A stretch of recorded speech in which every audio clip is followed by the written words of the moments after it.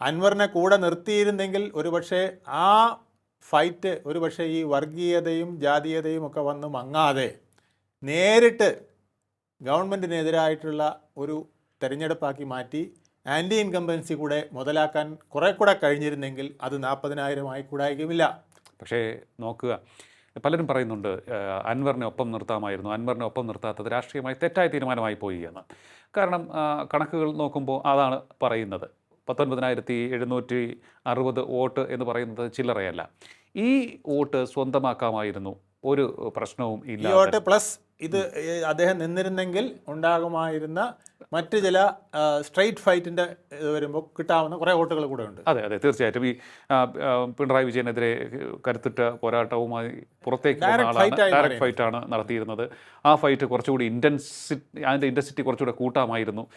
അങ്ങനെ വിഷയം മറ്റൊന്നിലേക്കും അതൊന്ന് ഡൈവേഴ്സിഫൈ ചെയ്ത് പോകാതെ ഫോക്കസ്ഡ് ആയിട്ട് പിണറായി വിജയനെ ആക്രമിക്കാമായിരുന്നു, ഭരണപക്ഷത്തെ ആക്രമിക്കാമായിരുന്നു. അങ്ങനെ ഒരു സംഭവമുണ്ട്. പക്ഷേ ഇത് പി വി അൻവറാണ്. പി വി അൻവറിനെ പോലൊരു നേതാവിനെ ഒപ്പം നിർത്തുമ്പോഴുണ്ടാകുന്ന റിസ്ക് എന്ന് പറയുന്നത് ചില്ലറയല്ല.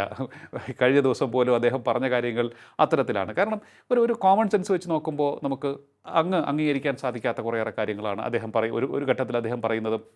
ആഭ്യന്തരമന്ത്രി പദവി അല്ലെങ്കിൽ വനം മന്ത്രി, ഇത്തരത്തിലുള്ള കാര്യങ്ങളാണ് പറയുന്നത്.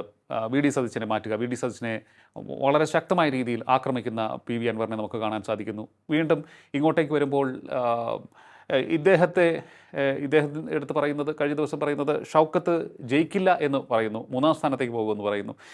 പിന്നെ പ്രത്യേക ജില്ല രൂപീകരിച്ച് മുന്നോട്ട് പോകണം എന്ന് പറയുന്നുണ്ട്.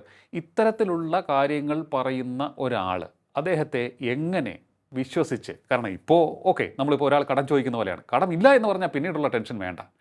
ഇതിപ്പോൾ ഇദ്ദേഹത്തെ മുന്നണിയിൽ എടുത്ത് വെച്ചിരുന്നു എങ്കിൽ ഇത് ഏത് തരത്തിലുള്ള തലവേദനകളാണ് സൃഷ്ടിക്കുക എന്നുള്ളത് വി ഡി സതീശൻ എന്ന നേതാവ് മുൻകൂട്ടി കണ്ട് ധീരതയോടെ എടുത്ത തീരുമാനം, അതിപ്പോൾ തന്നെ നമുക്ക് കൃത്യമായ ഒരു നിലപാട് ഉറപ്പിക്കുവാൻ UDF-ന് സാധിച്ചു എന്നൊക്കെയാണ് ഒരു വിലയിരുത്തൽ വരുന്നത്.